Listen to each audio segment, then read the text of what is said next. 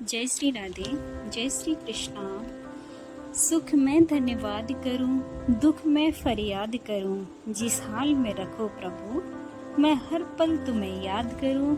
जय जय श्री राधे सभी भक्तों को। आज हम आपको मुंबई के मशहूर डॉक्टर पटनायक के जीवन की रोंगटे खड़े करने वाली सत्य घटना सुनाने जा रहे हैं। उम्मीद करते हैं आपको पसंद आएगी। मुंबई में एक डॉक्टर थे, डॉक्टर पटनायक। बहुत प्रसिद्ध डॉक्टर थे। उनके पास समय लेने के लिए लोग जाते थे तो 6-6 महीने लग जाते थे और वह बच्चों के स्पेशलिस्ट थे। बच्चों की बीमारी के, बच्चों को कभी कभी तकलीफ हो जाती है ना जन्म लेते ही, उनके लिए बहुत विद्वान थे।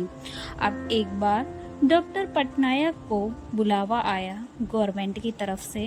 गवर्नमेंट ने कहा, हम अपना जहाज भेजते हैं, तुम आओ, दिल्ली में तुम्हारा सम्मान किया जाएगा।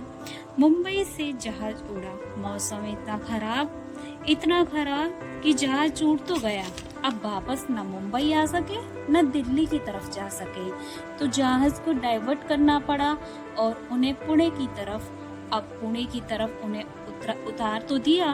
उन्होंने प्रयास किया कि कोई ट्रेन मिल जाए दिल्ली जाने के लिए।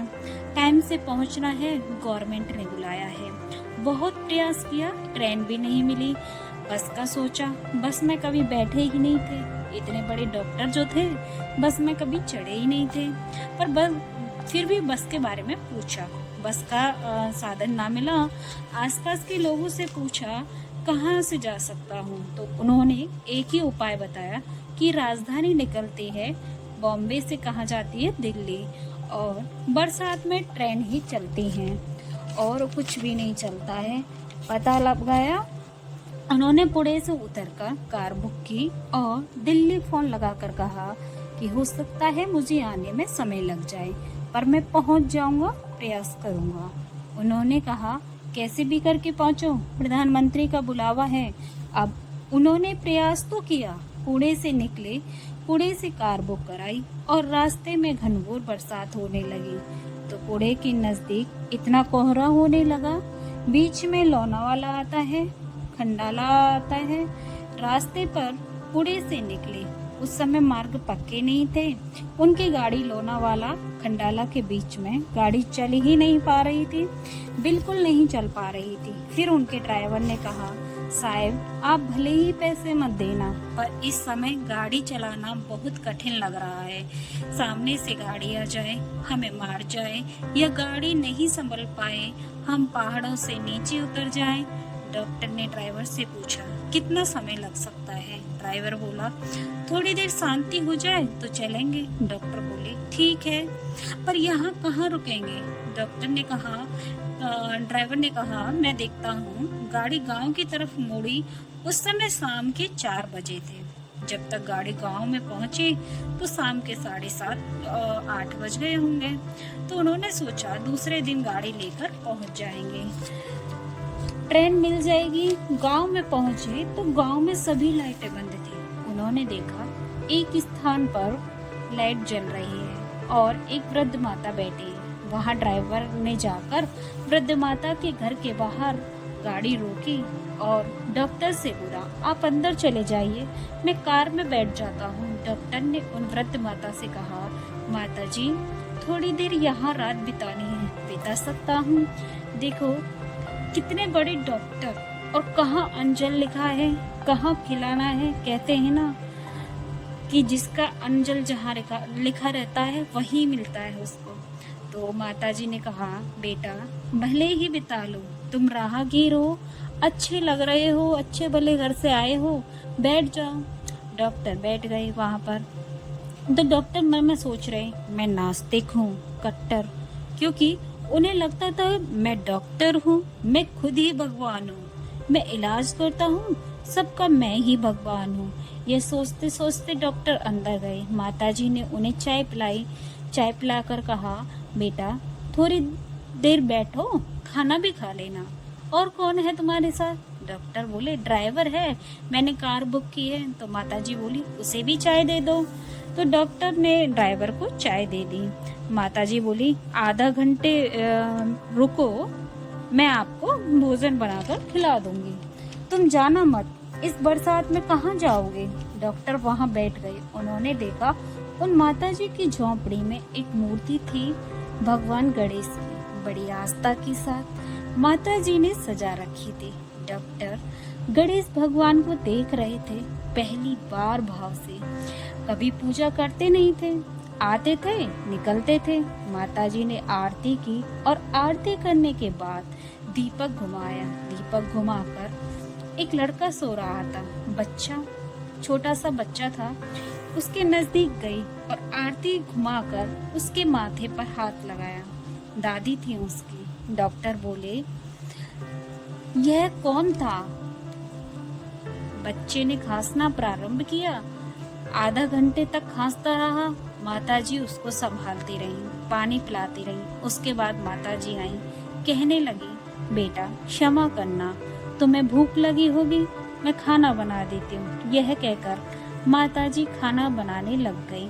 डॉक्टर बोले, माताजी वह लड़का कौन है? तो माताजी ने बताया, वह उनका पोता है। डॉक्टर बोले, तुम्हारा बेटा और बहू कहाँ है? तो माताजी ने बताया, उनका एक्सीडेंट हो गया है। हम बहुत संपन्न थे, पूना में ही रहते थे, पर उनका एक्सीडेंट हुआ था तो उनके इलाज में सारे पैसे खर्च हो गए, हमें कुछ नहीं मिला, इसलिए हमें यहाँ आकर रहना पड़ा। डॉक्टर ने कहा, यह आपका पोता है, इसे क्या हुआ है? माताजी ने कहा, उसे हार्ट की बीमारी है, उसके हृदय में छेद है छोटा सा। डॉक्टर ने पूछा, किसी को दिखाया है? बताया, हाँ बहुत जनों को दिखाया है, पर सबके इलाज महंगे भी हैं। उस समय सबने कहा एक डॉक्टर पटनायक है मुंबई में, बट उनका इलाज महंगा है, अगर उन्होंने इलाज कर दिया तो आपका पोता ठीक हो जाएगा। माताजी बोली, मेरे पास तो पैसे नहीं हैं, मैं गणेश जी के सामने रोज प्रार्थना करती हूँ। देखो अभी मैं आपको यह जो घटना सुना रही हूँ ना, इसको सुनकर मेरे भी रोंगटे खड़े हो रहे हैं। माताजी ने कहा, बेटा पटनायक डॉक्टर के लिए सबने कहा, पर मेरे पास पैसे नहीं थे, मैं इसे वहाँ लेकर जा सकूं, तो कभी लेकर नहीं गई। डॉक्टर ने पूछा, माताजी नाम सुना है पटनायक का? माताजी बोली, हाँ सुना है। फिर डॉक्टर ने पूछा, क्या कभी देखा है डॉक्टर पटनायक को? माताजी बोली, देखा नहीं है, बस सुन रखा है। पटनायक एक डॉक्टर है, पैसे नहीं है, बस भगवान से प्रार्थना करती हूँ, प्रभु अब तुम ही ठीक करना इस बालक को, तुम्हारे सिवाय कोई ठीक नहीं कर सकता। माताजी ने कहा, यही भाव रख के आरती करती हूँ और इसके मस्तक पर घुमा देती हूँ। जब डॉक्टर ने यह बात सुनी तो उसकी आंखों से आंसू आने लगे। आंसू आते आते वह रुके ही नहीं। माताजी के आंसू पहुँचे और बोली, बेटा क्यों रो रहे हो, क्या कारण है? मेरे से कोई गलती हुई है तो क्षमा चाहती हूँ, या तुम्हें कुछ और खाना है तो बना कर दूँ? तो डॉक्टर पटनायक कहते हैं, माताजी तुमने डॉक्टर पटनायक को देखा नहीं है, पर मैं ही डॉक्टर पटनायक हूँ, जो बच्चों का स्पेशल डॉक्टर हूँ और हृदय के छेद का इलाज करता हूँ। माताजी को यकीन ही नहीं हुआ। माताजी कहने लगी, बेटा क्यों मेरे साथ मजाक करते हो? डॉक्टर बोले, माताजी मैं ही पटनायक हूँ। माताजी बोली, तुम ही पटनायक हो तो भोजन कर लो। इतने में बरसात भी थम गई। रात्रि के 10 बज गए। डॉक्टर पटनायक जाने लगे। आंखों में आंसू थे और माताजी से कह कर गई, माताजी 3 दिन बाद मैं कार भेजूंगा आपको, आप उस कार में हॉस्पिटल आ जाना और मैं तुम्हारे पोते का इलाज करूंगा। माताजी कहने लगी, बेटा मेरे पास पैसे नहीं हैं। तब डॉक्टर पटनायक ने कहा, माताजी आपने जो आज मेरे लिए किया है ना, वह पैसों से कम नहीं है, उसे पैसों से आंका नहीं जा सकता।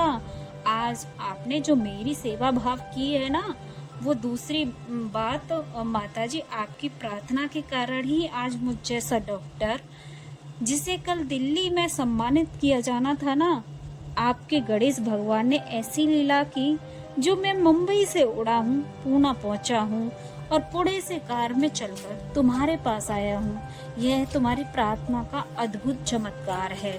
नहीं तो मुंबई में रहने वाला न मैं आपको जानता हूँ न आप मुझे जानते हो, पर भगवान ने आपकी प्रार्थना सुनकर मुझे आप तक पहुँचा दिया। जब माताजी ने यह बात सुनी तो उनकी आंखों में भी आंसू आने लगे और कहने लगी, मेरे गणेश जी ने मेरी रक्षा कर दी है। 3 दिन बाद कार आई। दादी पोता को लेकर पटनायक के हॉस्पिटल पहुंचे।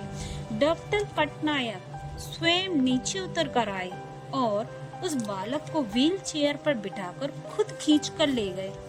सब लोग हैरान होकर देख रहे हैं कि यह क्या, इतना बड़ा डॉक्टर हृदय का और बच्चे को खींच कर लेकर जा रहा है, क्या कारण है? लोगों ने पूछा, पत्रकारों ने पूछा, क्या बात है, कभी देखा नहीं आपको ऐसे? तो डॉक्टर ने कहा, इस बालक के कारण मेरा भगवान में विश्वास बढ़ गया है।